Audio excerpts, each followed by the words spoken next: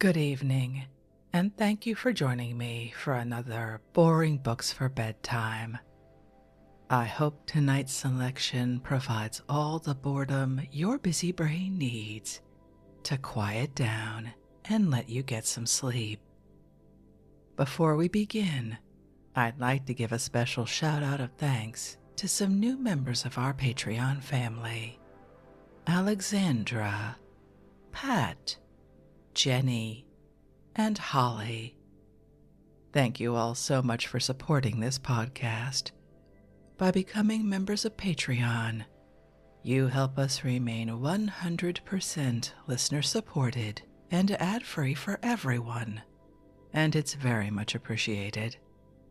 If you're interested in supporting Boring Books for Bedtime and finding out more about the perks available to subscribers, including exclusive episodes found nowhere else, you'll find a link to Patreon in the show description.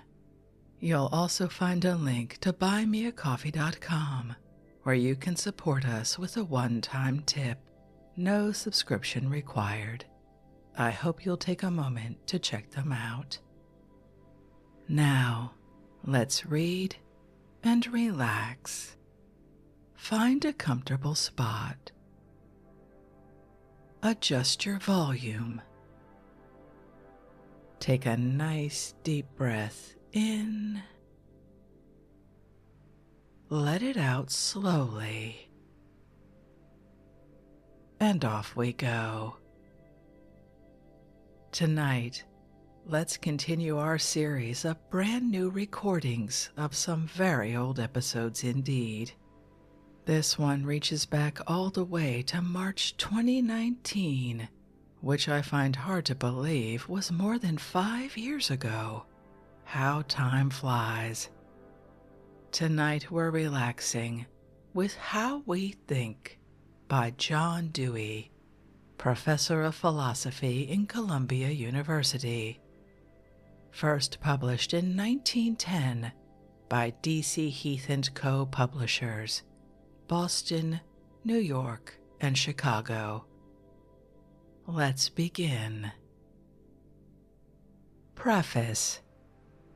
Our schools are troubled with a multiplication of studies, each in turn having its own multiplication of materials and principles. Our teachers find their tasks made heavier, in that they have come to deal with pupils individually and not merely en masse.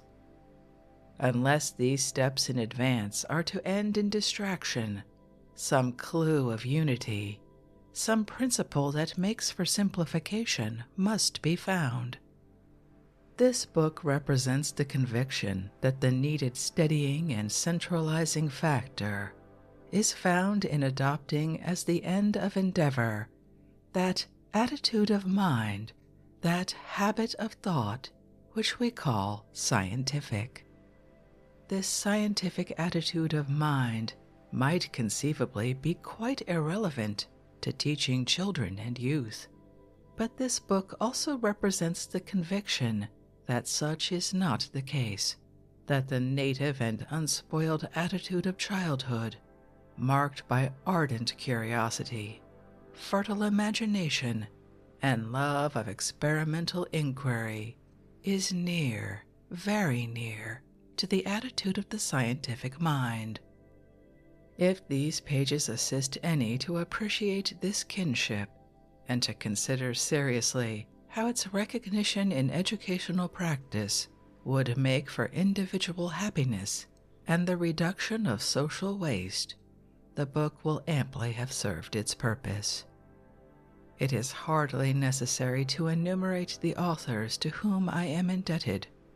My fundamental indebtedness is to my wife, by whom the ideas of this book were inspired, and through whose work in connection with the laboratory school, existing in Chicago between 1896 and 1903, the ideas attained such concreteness as comes from embodiment and testing in practice. It is a pleasure also to acknowledge indebtedness to the intelligence and sympathy of those who cooperated as teachers and supervisors in the conduct of that school, and especially to Mrs. Ella Flagg Young, then a colleague in the university and now superintendent of the schools of Chicago. New York City, December 1909. How We Think, Part 1, The Problem of Training Thought. Chapter 1, What is Thought? Section 1, Varied Senses of the Term.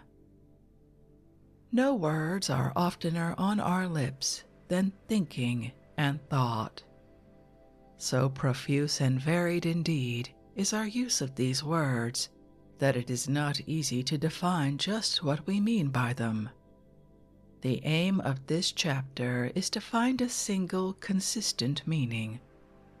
Assistance may be had by considering some typical ways in which the terms are employed. In the first place, thought is used broadly, not to say loosely.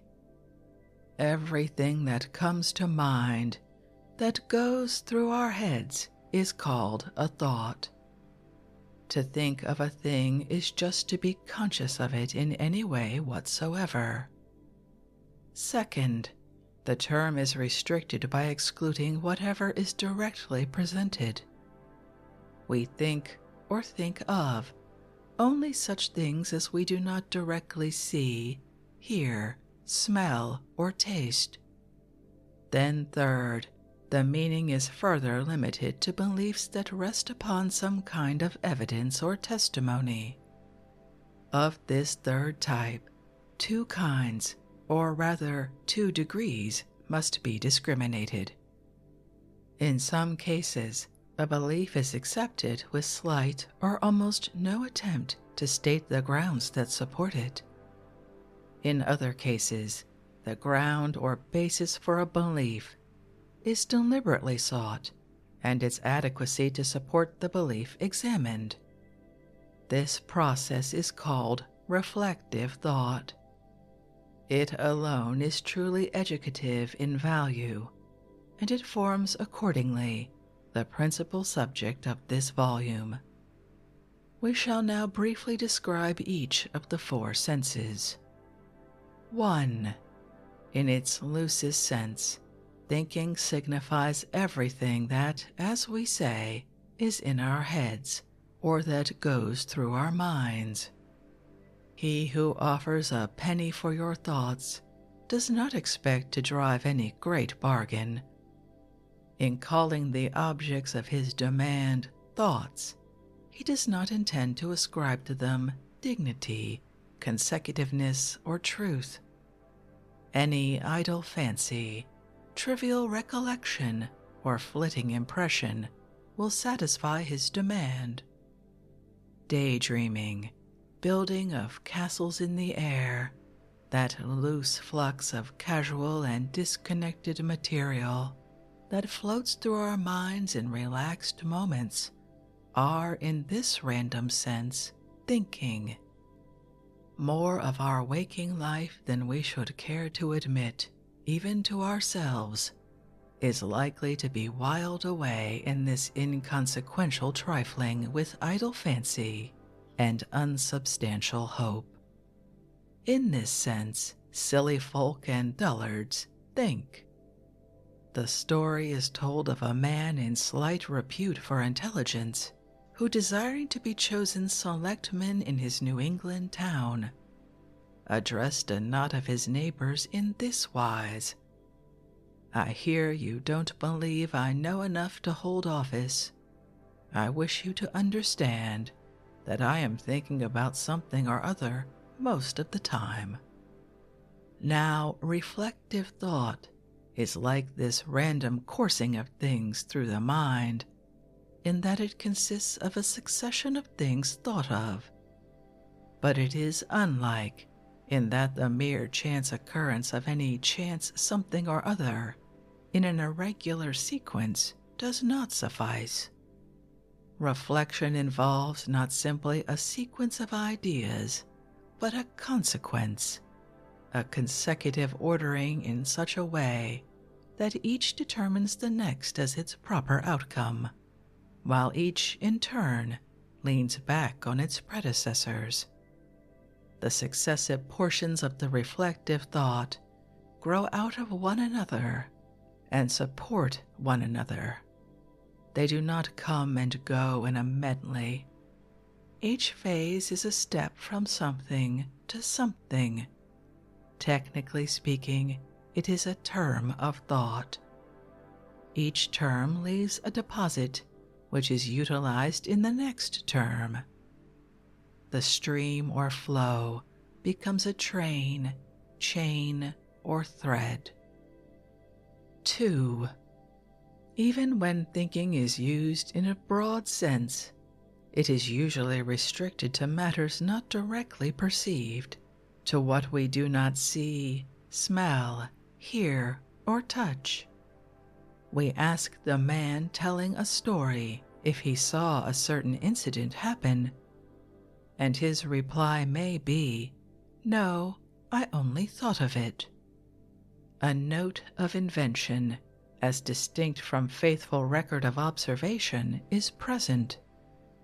Most important in this class are successions of imaginative incidents and episodes, which, having a certain coherence, hanging together on a continuous thread, lie between kaleidoscopic flights of fancy and considerations deliberately employed to establish a conclusion. The imaginative stories poured forth by children possess all degrees of internal congruity. Some are disjointed, some are articulated. When connected, they simulate reflective thought. Indeed, they usually occur in minds of logical capacity. These imaginative enterprises often precede thinking of the close-knit type and prepare the way for it. But they do not aim at knowledge, at belief about facts, or in truths, and thereby they are marked off from reflective thought, even when they most resemble it. Those who express such thoughts do not expect credence, but rather credit for a well-constructed plot or a well-arranged climax. They produce good stories, not, unless by chance, knowledge. Such thoughts are an efflorescence of feeling. The enhancement of a mood or sentiment is their aim. Congruity of emotion, their binding tie. 3. In its next sense, thought denotes belief resting upon some basis. That is, real or supposed knowledge going beyond what is directly present. It is marked by acceptance or rejection of something as reasonably probable or improbable. This phase of thought, however, includes two such distinct types of belief that even though their difference is strictly one of degree, not of kind, it becomes practically important to consider them separately. Some beliefs are accepted when their grounds have not themselves been considered. Others are accepted because their grounds have been examined. When we say, "Men used to think the world was flat," or "I thought you went by the house," we express belief. Something is accepted, held to, acquiesced in, or affirmed. But such thoughts may mean a supposition accepted without reference to its real grounds. These may be adequate, they may not, but their value with reference to the support they afford the belief has not been considered. Such thoughts grow up unconsciously and without reference to the attainment of correct belief. They are picked up, we know not how. From obscure sources and by unnoticed channels, they insinuate themselves into acceptance and become unconsciously a part of our mental furniture. Tradition, instruction, imitation, all of which depend upon authority in some form, or appeal to our own advantage, or fall in with a strong passion, are responsible for them. Such thoughts are prejudices, that is, prejudgments, not judgments proper that rest upon a survey of evidence. 4. Thoughts that result in belief have an importance attached to them, which leads to reflective thought, to conscious inquiry into the nature, conditions, and bearings of the belief. To think of whales and camels in the clouds is to entertain ourselves with fancies, terminable at our pleasure, which do not lead to any belief in particular.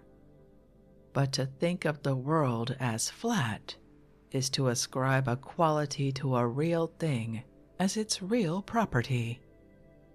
This conclusion denotes a connection among things, and hence is not, like imaginative thought, plastic to our mood. Belief in the world's flatness commits him who holds it to thinking in certain specific ways of other objects, such as the heavenly bodies, antipodes, the possibility of navigation. It prescribes to him actions in accordance with his conception of these objects. The consequences of a belief upon other beliefs and upon behavior may be so important, then, that men are forced to consider the grounds or reasons of their belief and its logical consequences. This means reflective thought, thought in its eulogistic and emphatic sense. Men thought the world was flat until Columbus thought it to be round. The earlier thought was a belief held because men had not the energy or the courage to question what those about them accepted and taught, especially as it was suggested and seemingly confirmed by obvious sensible facts. The thought of Columbus was a reasoned conclusion. It marked the close of study into facts, of scrutiny and revision of evidence, of working out the implications of various hypotheses, and of comparing these theoretical results with one another and with known facts. Because Columbus did not accept unhesitatingly the current traditional theory, because he doubted and inquired, he arrived at his thought. Skeptical of what, from long habit, seemed most certain, and credulous of what seemed impossible, he went on thinking until he could produce evidence for both his confidence and his disbelief. Even if his conclusion had finally turned out wrong, it would have been a different sort of belief from those it antagonized, because it was reached by a different method. Active, persistent, and careful consideration of any belief or supposed form of knowledge in the light of the grounds that support it and the further conclusions to which it tends constitutes reflective thought. Any one of the first three kinds of thought may elicit this type, but once begun, it is a conscious and voluntary effort to establish belief upon a firm basis of reasons. Section 2. The central factor in thinking. There are, however, no sharp lines of demarcation between the various operations just outlined. The problem of attaining correct habits of reflection would be much easier than it is, did not the different modes of thinking blend insensibly into one another. So far, we have considered rather extreme instances of each kind in order to get the field clearly before us. Let us now reverse this operation. let us consider a rudimentary case of thinking, lying between careful examination of evidence and a mere irresponsible stream of fancies. A man is walking on a warm day. The sky was clear the last time he observed it, but presently he notes, while occupied primarily with other things, that the air is cooler. It occurs to him that it is probably going to rain. Looking up, he sees a dark cloud between him and the sun, and he then quickens his steps. What, if anything, in such a situation can be called thought? Neither the act of walking nor the noting of the cold is a thought. Walking is one direction of activity. Looking and noting are other modes of activity. The likelihood that it will rain is, however, something suggested. The pedestrian feels the cold. He thinks of clouds and a coming shower. So far, there is the same sort of situation as when one looking at a cloud is reminded of a human figure and face.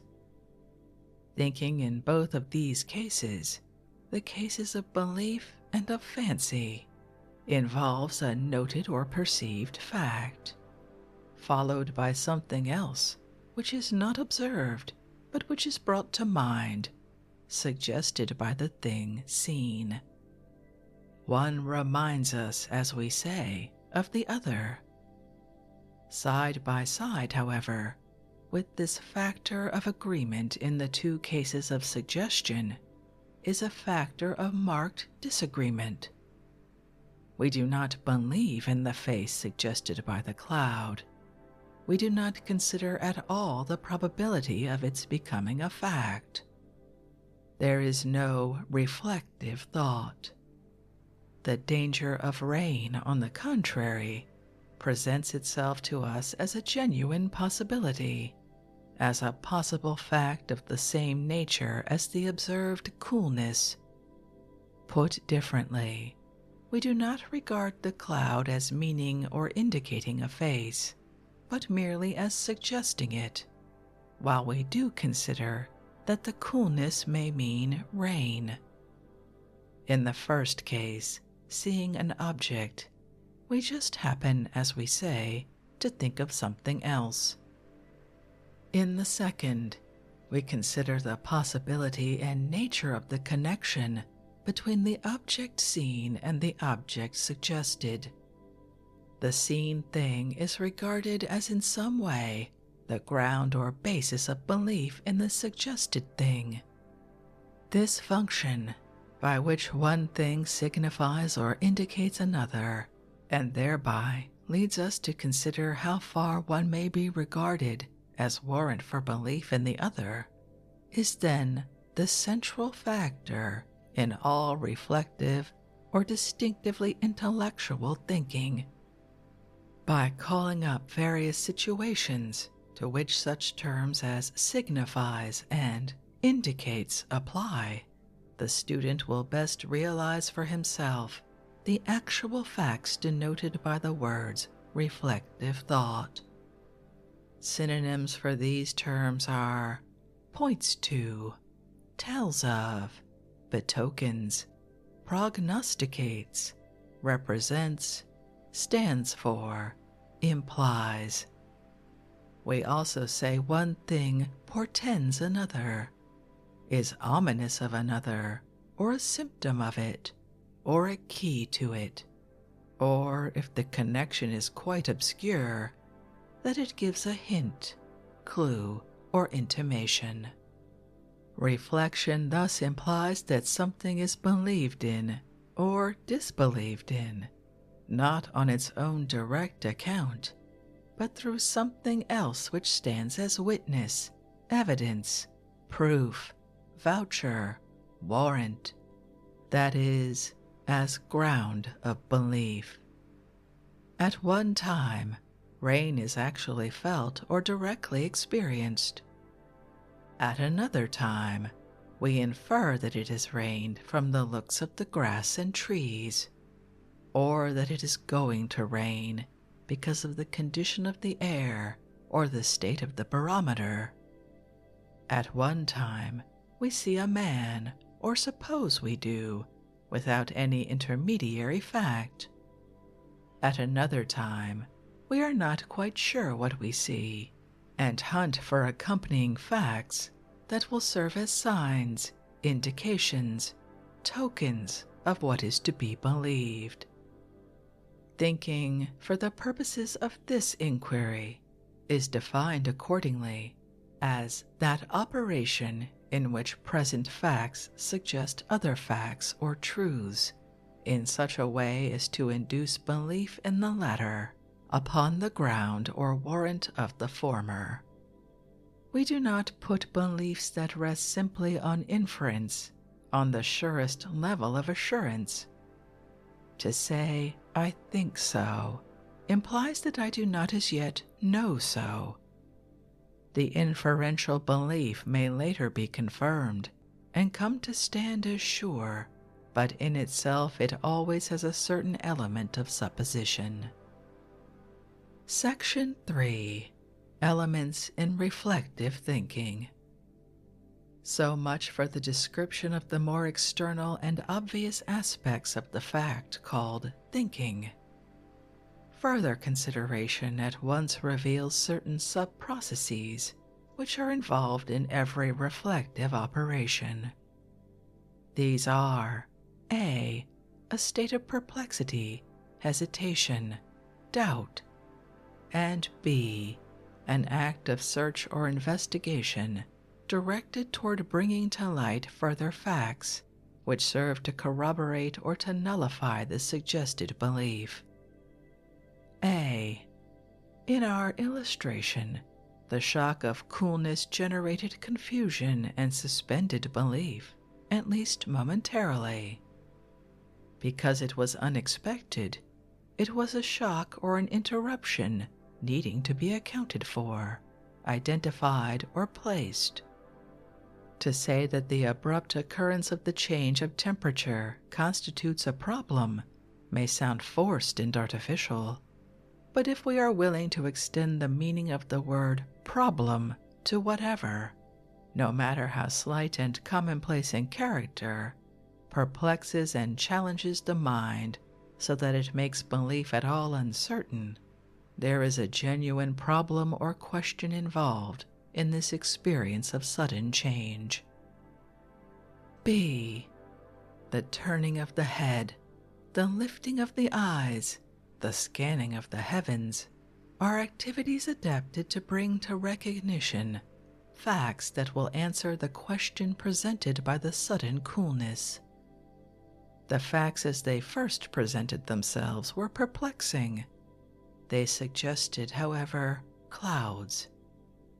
The act of looking was an act to discover if this suggested explanation held good.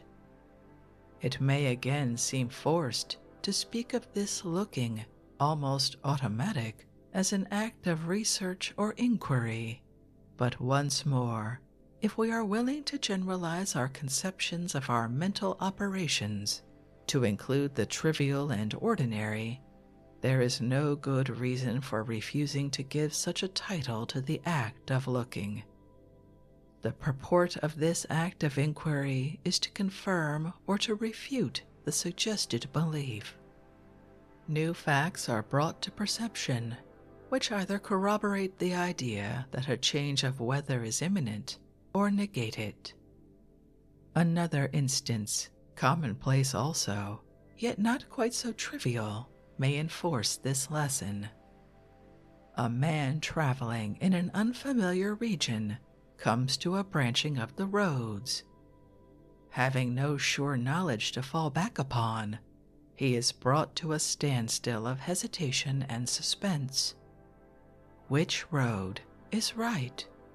And how shall perplexity be resolved?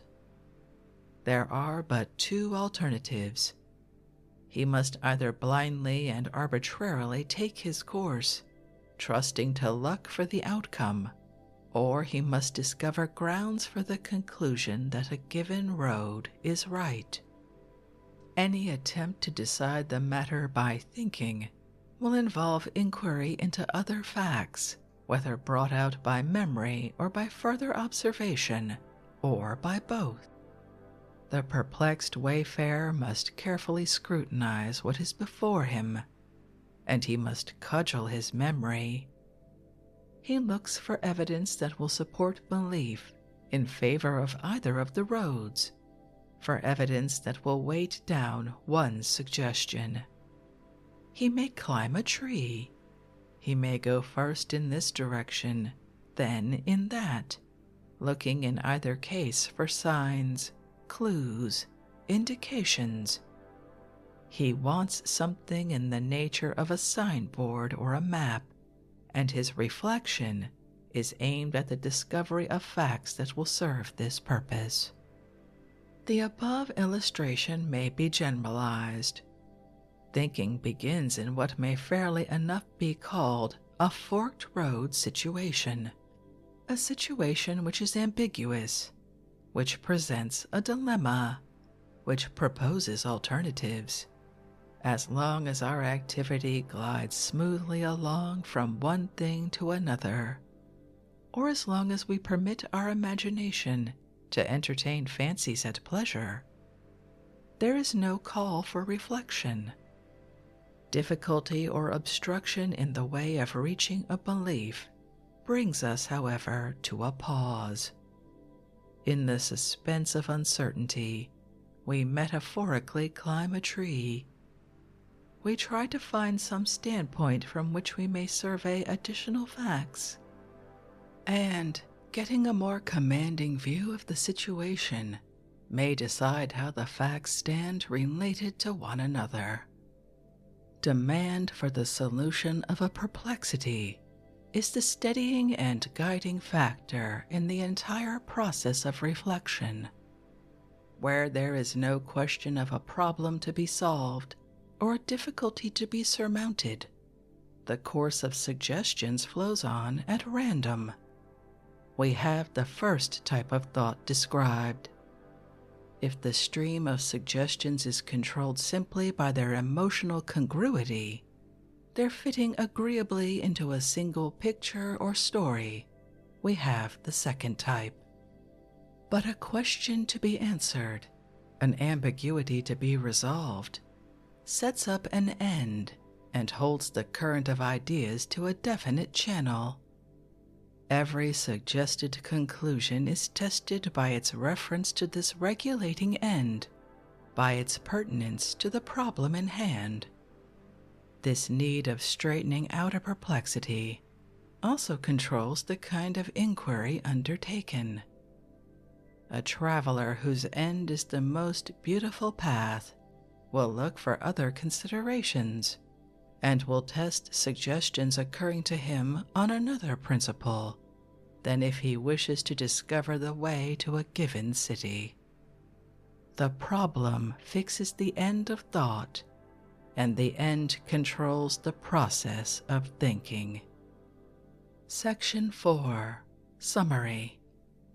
We may recapitulate by saying that the origin of thinking is some perplexity, confusion, or doubt. Thinking is not a case of spontaneous combustion. It does not occur just on general principles. There is something specific which occasions and evokes it. General appeals to a child or to a grown-up to think, irrespective of the existence in his own experience of some difficulty that troubles him and disturbs his equilibrium, are as futile as advice to lift himself by his bootstraps. Given a difficulty, the next step is suggestion of some way out, the formation of some tentative plan or project, the entertaining of some theory which will account for the peculiarities in question, the consideration of some solution for the problem. The data at hand cannot supply the solution. They can only suggest it. What then are the sources of the suggestion? Clearly, past experience and prior knowledge. If the person has had some acquaintance with similar situations, if he has dealt with material of the same sort before, suggestions more or less apt and helpful are likely to arise. But unless there has been experience in some degree analogous, which may now be represented in imagination, confusion remains mere confusion. There is nothing upon which to draw in order to clarify it. Even when a child or a grown-up has a problem, to urge him to think when he has no prior experiences involving some of the same conditions is wholly futile. If the suggestion that occurs is at once accepted, we have uncritical thinking, the minimum of reflection. To turn the thing over in mind, to reflect, means to hunt for additional evidence, for new data that will develop the suggestion, and will either, as we say, bear it out or else make obvious its absurdity and irrelevance.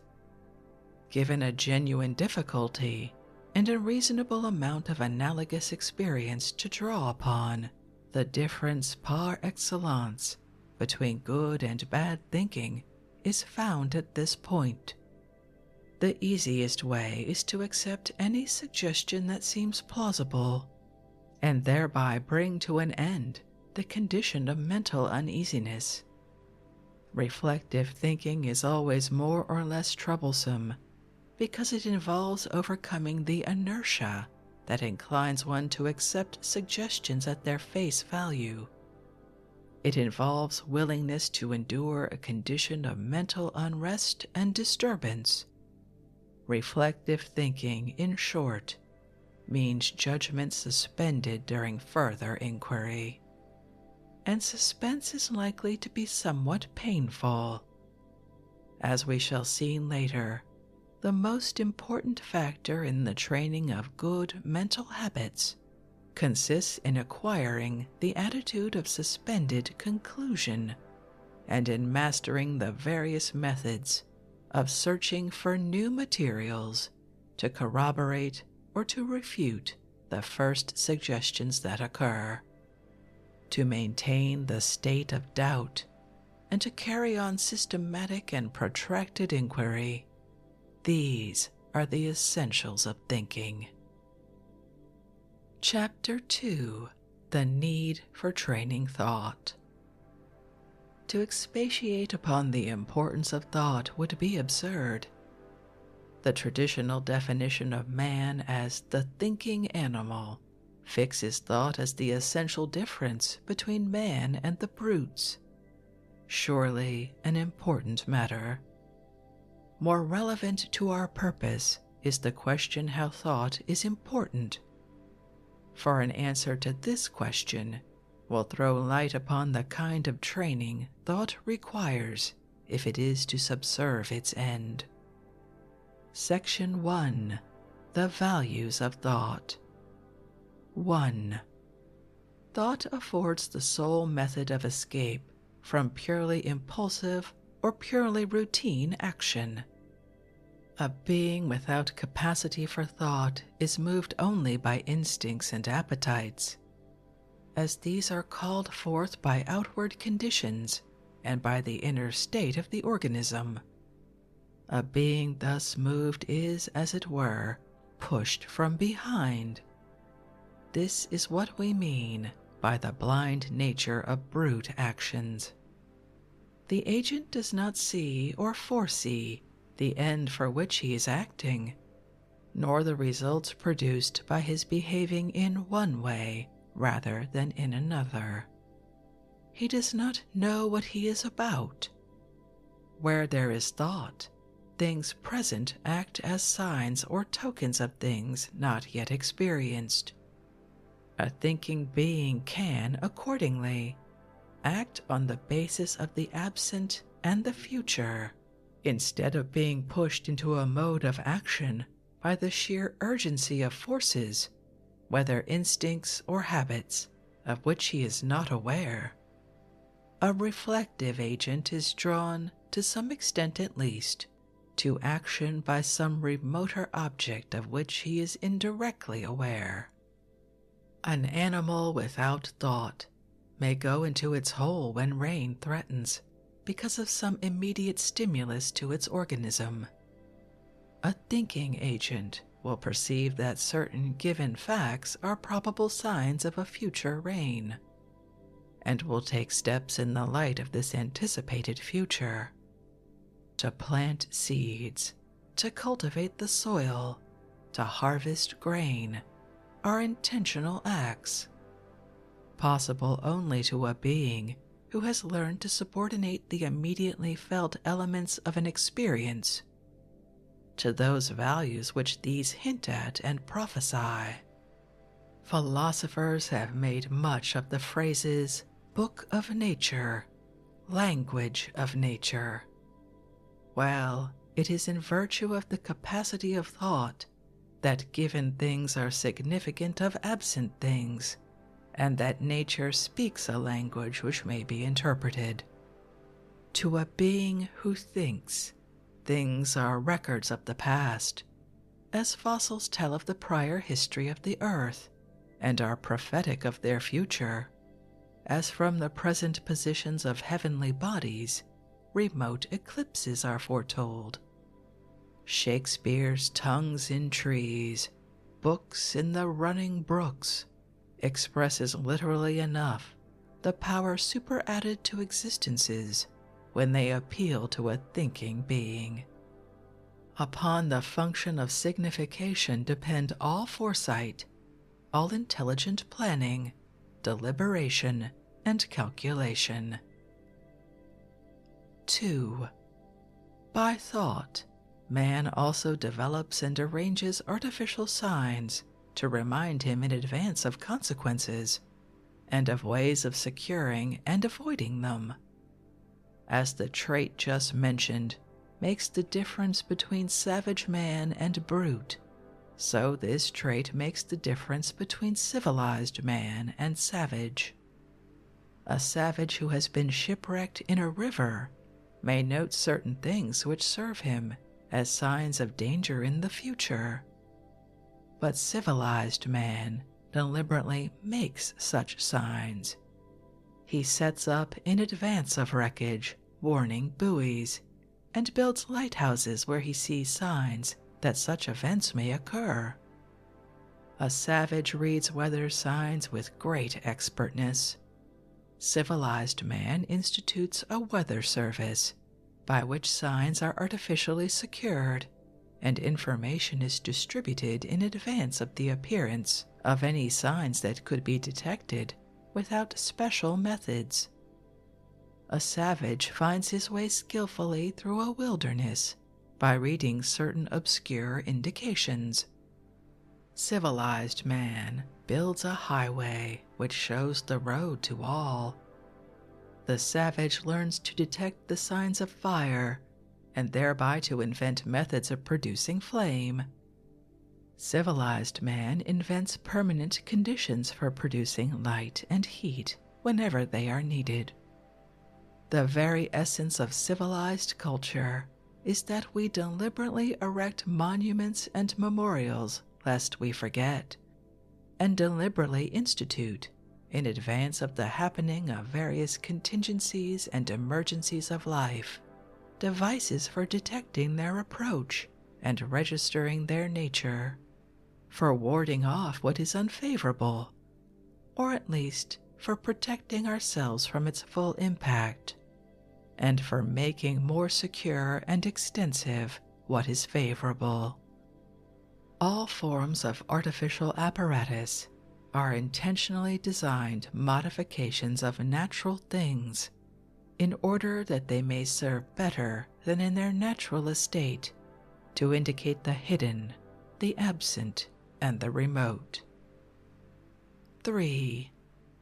Finally, thought confers upon physical events and objects a very different status and value from that which they possess to a being that does not reflect. These words are mere scratches, curious variations of light and shade, to one to whom they are not linguistic signs.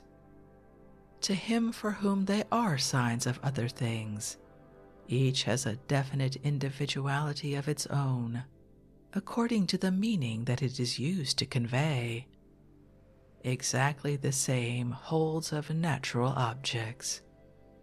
A chair is a different object to a being to whom it consciously suggests an opportunity for sitting down, repose, or sociable converse, from what it is to one to whom it presents itself merely as a thing to be smelled, or gnawed, or jumped over. A stone is different to one who knows something of its past history and its future use from what it is to one who only feels it directly through his senses.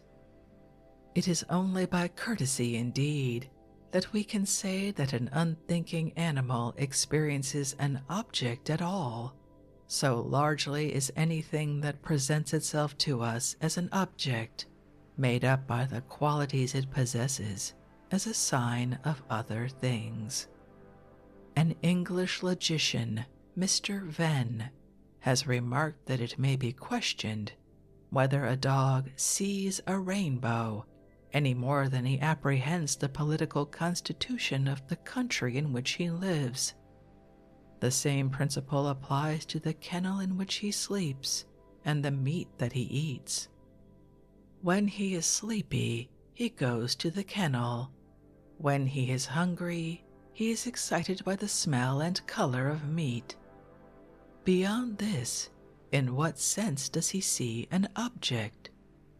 Certainly he does not see a house, i.e., a thing with all the properties and relations of a permanent residence, unless he is capable of making what is present a uniform sign of what is absent, unless he is capable of thought. Nor does he see what he eats as meat, unless it suggests the absent properties by virtue of which it is a certain joint of some animal, and is known to afford nourishment. Just what is left of an object stripped of all such qualities of meaning, we cannot well say, but we can be sure that the object is then a very different sort of thing from the objects that we perceive. There is moreover no particular limit to the possibilities of growth in the fusion of a thing as it is to sense and as it is to thought, or as a sign of other things. The child today soon regards as constituent parts of objects qualities that once it required the intelligence of a Copernicus or a Newton to apprehend. These various values of the power of thought may be summed up in the following quotation from John Stuart Mill. To draw inferences, he says, has been said to be the great business of life. Every one has daily, hourly, and momentary need of ascertaining facts, which he has not directly observed, not from any general purpose of adding to his stock of knowledge, but because the facts themselves are of importance to his interests or to his occupations. The business of the magistrate, of the military commander, of the navigator, of the physician, of the agriculturist, is merely to judge of evidence and to act accordingly. As they do this well or ill, so they discharge well or ill the duties of their several callings. It is the only occupation in which the mind never ceases to be engaged.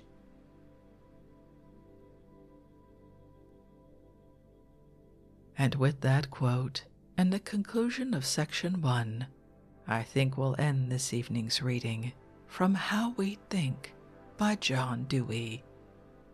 Once again, I've really enjoyed rereading a work that I had completely forgotten about, and am now looking forward to reading you more of it. I hope you enjoyed that. If you'd like to read this work for yourself, as always, you'll find a link to a free ebook from Project Gutenberg in the show description. If you'd like to connect, suggest a boring book you'd like to hear read, or request more from one we've already started, you can drop me an email via our website, www.boringbookspod.com. It's always a pleasure to hear from you. Thank you so much for joining me for this evening's reading. Until our next boring book, good night.